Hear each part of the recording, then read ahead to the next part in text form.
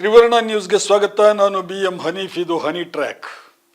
ಸ್ನೇಹಿತರೆ, ಕರ್ನಾಟಕದಲ್ಲಿ ರಾಜಕೀಯ ಚಟುವಟಿಕೆ ಗರಿ ಕೆದರ್ತಾ ಇದೆ. ಸಂಪುಟ ಪುನರ್ರಚನೆ ಸುದ್ದಿ ದಟ್ಟವಾಗಿ ಹಬ್ಬಿದೆ.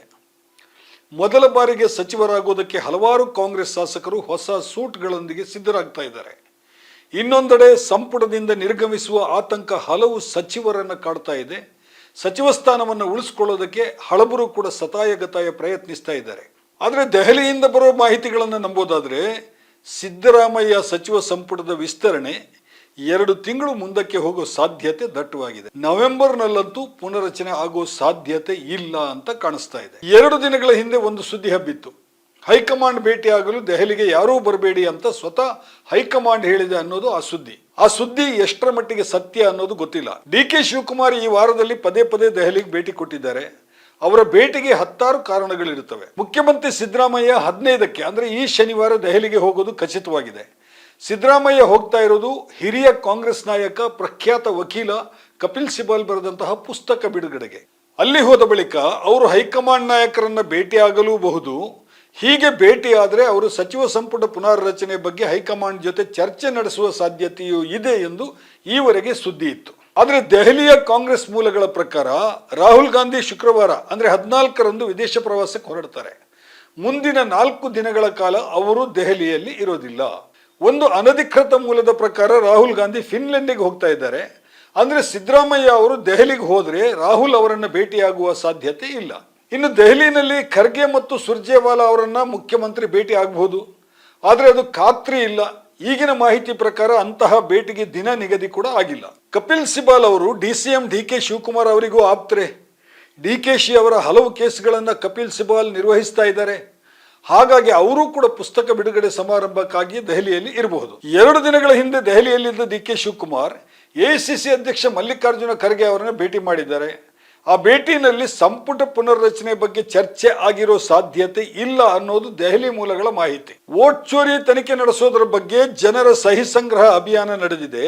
KPCC ಅಧ್ಯಕ್ಷರು ಆಗಿರುವಂತಹ DK ಶಿವಕುಮಾರ್ ಸುಮಾರು 1,12,00,000 ಜನರ ಸಹಿಗಳುಳ್ಳ ದೊಡ್ಡ ಬಂಡಲನ್ನೇ ಕೊಂಡೊಯ್ದು AICC ಅಧ್ಯಕ್ಷರಿಗೆ ಸಲ್ಲಿಸಿದ್ದಾರಂತೆ.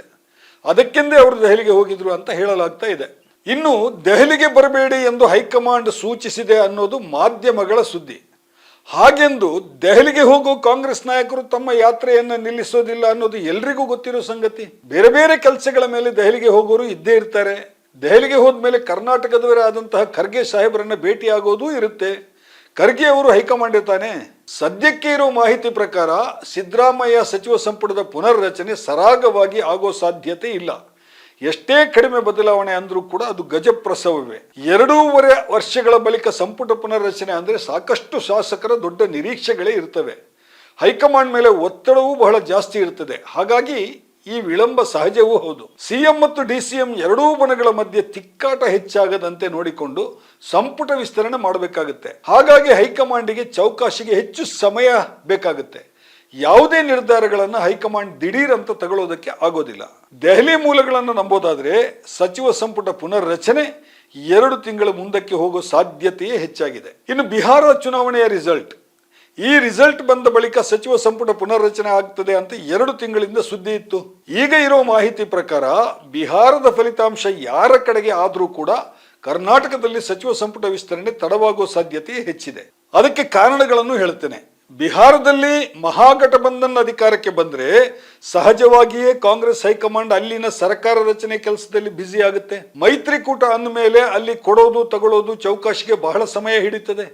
ಆಗ ಕರ್ನಾಟಕದ ಕಡೆಗೆ 2 ತಿಂಗಳು ಗಮನ ಹರಿಸೋದಕ್ಕೆ ಕಾಂಗ್ರೆಸ್ ಹೈಕಮಾಂಡಿಗೆ ಆಗೋದಿಲ್ಲ. ಅದೇ ವೇಳೆ ಬಿಹಾರದಲ್ಲಿ ಯಾರಿಗೂ ಸ್ಪಷ್ಟ ಬಹುಮತ ಸಿಗದಿದ್ರು ಕೂಡ ಕಾಂಗ್ರೆಸ್ ಹೈಕಮಾಂಡ್ ಬ್ಯುಸಿ ಇರ್ತದೆ. ಕರ್ನಾಟಕದ ಕಡೆಗೆ ಗಮನ ಹರಿಸೋದಕ್ಕೆ ತಕ್ಷಣ ಪುರುಸೊತ್ತು ಸಿಗೋದಿಲ್ಲ. ಇನ್ನು ಬಿಹಾರದಲ್ಲಿ NDA ಮೈತ್ರಿಕೂಟ ಸ್ಪಷ್ಟ ಬಹುಮತ ಗಳಿಸಿದ್ರೆ ಆಗಲೂ ಕೂಡ ಕರ್ನಾಟಕದ ಸಚಿವ ಸಂಪುಟ ವಿಸ್ತರಣೆ ತಡವಾಗುತ್ತೆ. ಏಕೆಂದ್ರೆ ಬಿಹಾರದ ವಿಜಯದ ಹಿನ್ನೆಲೆಯಲ್ಲಿ ಕರ್ನಾಟಕದಲ್ಲಿ ಬಿಜೆಪಿಯ ಹುಮ್ಮಸ್ಸು ಹೆಚ್ಚಾಗ್ತದೆ. ಇದರ ರಾಜಕೀಯ ಪರಿಣಾಮಗಳ ಹಿನ್ನೆಲೆಯಲ್ಲಿ ಕಾಂಗ್ರೆಸ್ ಸಚಿವ ಸಂಪುಟ ಪುನರ್ರಚನೆಗೆ ಇನ್ನೂ ಹೆಚ್ಚು ಜಾಗ್ರತೆ ವಹಿಸಬೇಕಾಗುತ್ತೆ.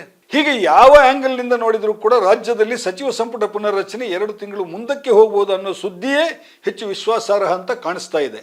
ಅಂದ್ರೆ ಡಿಸೆಂಬರ್ ಮುಗಿಯುವವರೆಗೆ ಏನೂ ಆಗಲಿಕ್ಕಿಲ್ಲ ಅಂತಲೇ ಹೇಳಬಹುದು. ಸ್ನೇಹಿತರೆ, ಇದಾಗಿತ್ತು ಇವತ್ತಿನ ಹನಿ ಟ್ರ್ಯಾಕ್. ಇನ್ನೊಂದು ವಿಷಯದ ಜೊತೆಗೆ ಮತ್ತೆ ನಿಮ್ಮ ಮುಂದೆ ಬರ್ತೇನೆ. ತ್ರಿವರ್ಣ ನ್ಯೂಸ್ನ ಸ್ಪೆಷಲ್ ಸ್ಟೋರಿಗಳನ್ನು ನೋಡ್ತಾ ಇರಿ. ನಮಸ್ಕಾರ.